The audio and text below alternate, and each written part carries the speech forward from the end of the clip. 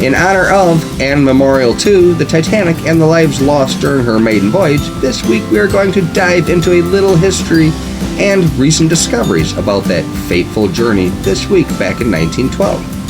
Tomorrow we will be on board a research vessel above the wreck, and Wednesday we'll take the big plunge to visit Titanic on the anniversary of her sinking 108 years ago. Let's talk about origins and construction of ships back then.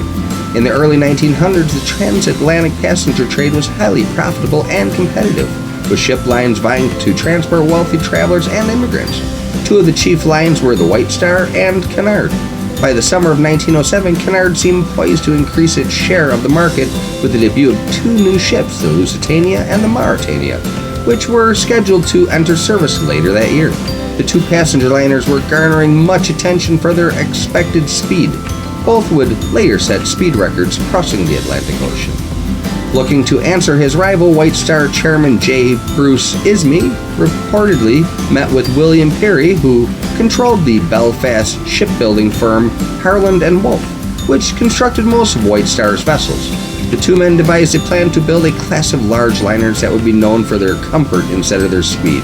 It was eventually decided that three vessels would be constructed: the Olympic, the Titanic, and the Britannic. On March 31st of 1909, some 3 months after work begun on the Olympic, the keel was laid for the Titanic. The two ships were built side by side in a specially constructed gantry that could accommodate their unprecedented size. The sister ships were largely designed by Thomas Andrews of Harland & Wolff. In addition to ornate decorations, the Titanic featured an immense first-class dining salon, 4 elevators, a swimming pool, and its second-class accommodations were comparable to first-class features on other ships, and its third-class offerings, although modest, were still noted to be relatively comfortable. As to safety elements, the Titanic had 16 compartments that included doors which could be closed from the bridge, so that water could be contained in the event of a hull breach. The system led to many to claim that the Titanic was unsinkable.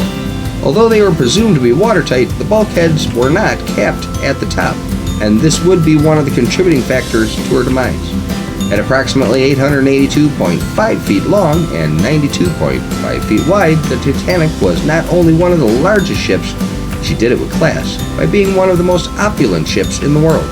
In the early April 1912, the Titanic underwent its sea trials and was declared seaworthy. We'll talk more about that later this week.